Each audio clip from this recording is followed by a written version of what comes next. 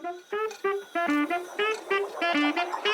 kembali lagi bersama saya Pak Bugu, dan di video kali ini kita masuk subbab yang baru, yaitu kita akan membahas tentang triple Pitagoras. Apa itu triple Pitagoras? Jadi triple Pitagoras adalah tiga bilangan asli yang memenuhi teorema Pitagoras. Jadi nggak boleh komah-komahan ya, atau akar kayak gitu. Nah, triple Pitagoras itu fungsinya untuk apa? Jadi triple Pitagoras itu nanti dapat kita gunakan untuk mencari sisi terakhir dari segitiga siku-siku tanpa menggunakan rumus Pitagoras. Jadi kita nggak perlu ngitung-ngitung kalau udah tahu triple Pitagoras. Kenapa? Karena triple Pitagoras itu sangat membantu kita, dimana nanti kelipatan dari triple Pitagoras dan juga kelipatan ke atas maupun kelipatan ke bawah itu merupakan triple Pitagoras juga kayak gitu. Atau kalaupun bukan triple Pitagoras, dia pasti memenuhi teorema Pitagoras. Misalkan kayak gini. Saya kasih contoh, ada satu triple Pitagoras paling terkenal di dunia, yaitu 3, 4, dan 5. Kalau ada segitiga yang sisinya 3, 4, 5, misalkan ini 5, ini 3, yang sini pasti 4.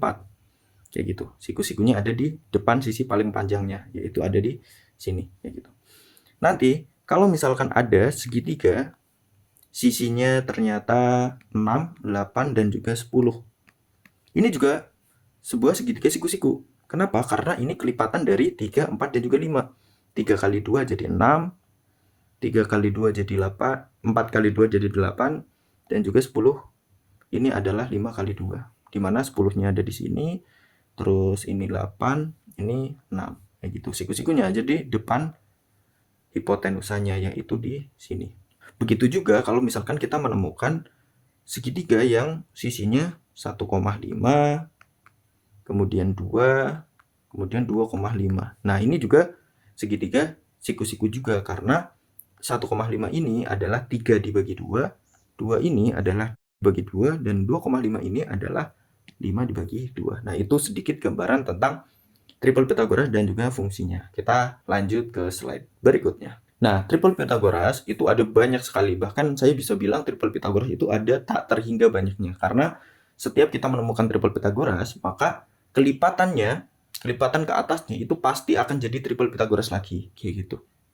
Nah, sekarang kita lihat di sini ada beberapa triple Pitagoras yang paling sering muncul, yaitu yang pertama adalah 3, 4, 5, 5, 12, 13, dan 7, 24, 25. Kadang juga ada 8, 15, 17, dan juga 9, 40, 41. Tapi yang paling sering sebenarnya cuma yang 3 awal ini. 3, 4, 5, 5, 12, 13.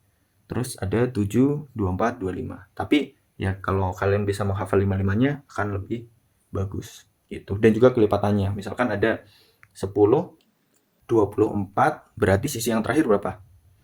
26. Kita ambilkan dari kelipatan yang ini ya. Dikalikan 2 jadi 10, 24, dan juga 26. Misalkan ada 3,5, terus berapa? 12,5, yang satunya berapa? 12. Ini diambilkan dari mana? Dari sini. Ya. 3,5 ini adalah 7 dibagi 2. Kemudian 12,5 ini adalah 25 dibagi 2. Dan 12 ini adalah 24 dibagi 2. Nah, urutannya pun nggak harus berurutan dari kecil ke besar kayak gitu ya. Karena ya kita bebas menuliskannya gitu. Yang penting kita tahu hipotenusanya adalah yang paling panjang. Gitu. Nah, sekarang kita akan coba melihat apa sih fungsi dari triple Pitagoras di dalam mengerjakan soal matematika. Oke, contoh penggunaannya di sini ada sebuah soal di mana soal ini berbunyi, dari kumpulan bilangan-bilangan berikut manakah yang merupakan triple Pitagoras? Apakah yang ini, atau ini? Nah, kira-kira yang mana nih?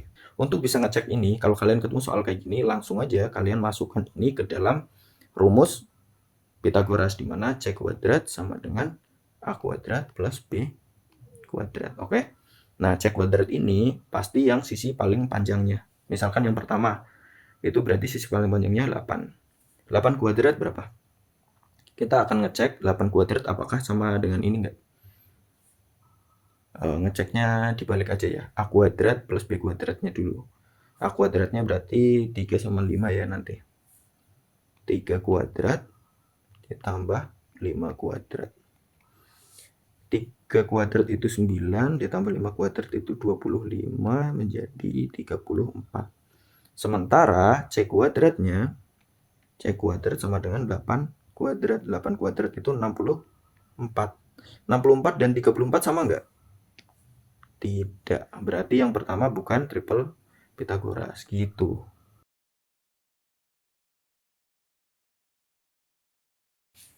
Oke, kita lanjut ke soal berikutnya. Di sini adalah contoh penggunaan dari triple Pythagoras. Mana nih? Yang pertama ada sebuah segitiga. Di sini segitiganya itu sisinya 3, 4. Nah, yang satu berapa nih? Ingat tadi, triple Pythagoras paling terkenal yaitu 3, 4. Yang satunya pasti 5. Berarti ini C sama dengan 5.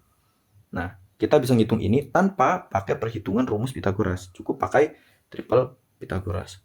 Nah, yang kedua ini, yang ini 5, ini 13, yang sini berapa? 12. Tanpa menghitung, R sama dengan 12. Cepat kan? Nah, kalau yang ini 2, ini 1,5, yang ini berapa? Nah, kalau nemu kayak gini, coba kalian pertama kalikan ini dengan 2 supaya bentuknya menjadi tidak pecahan. Karena triple Pythagoras itu adalah bilangan asli, jadi nggak boleh pecahan. Jadi ini kita kalikan 2, berapa nih?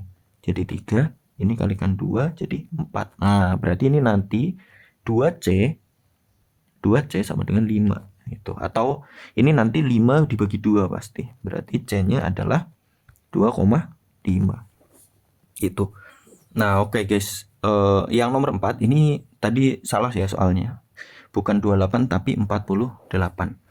Nah, kalau kalian menemukan yang seperti ini, angkanya besar, kalian coba untuk membagi 2. Apakah ini nanti membentuk triple Pythagoras atau enggak? Nah, kalau kita bagi 2 ini jadi 24. Kalau ini dibagi 2 jadi 25. Pasti nanti X ini kalau dibagi 2 dia akan jadi berapa? Jadi 7, karena triple Pythagorasnya kan 7, 24, dan 25. Kayak gitu. Nah, karena X dibagi 2 sama dengan 7, berarti X-nya nilainya adalah 14. Atau kalian bisa ngitung kayak gini. Berarti kita memanfaatkan triple Pythagoras 7, 24, dan 25. Gitu kan. Nah, ini jadi 48 dikali 2. Ini jadi 50. Berarti yang ini jadi berapa? 14. Nah, jawabannya X sama dengan 14. Kita tulis di sini pakai X sama dengan 14. Nah, cara ini lebih mudah dibandingkan dengan kalian menghitung secara langsung menggunakan rumus Pythagoras, yaitu C kuadrat sama dengan A kuadrat plus B kuadrat. Lebih cepat gitu. Nah, jadi saran saya kalau kalian menemukan soal Pythagoras, soal apapun, pertama kalian cari dulu apakah ini terbentuk dari triple Pythagoras atau bukan. Kalau bukan, baru kalian boleh pakai rumus. Kalau ternyata triple Pythagoras, kalian cukup pakai triple Pythagoras aja biar lebih cepat. Oke, udah terlalu lama nih videonya. Mungkin ini aja. Nanti kita sambung lagi di part kedua untuk latihan beberapa soal dari contoh penggunaan triple Pythagoras. Sampai jumpa.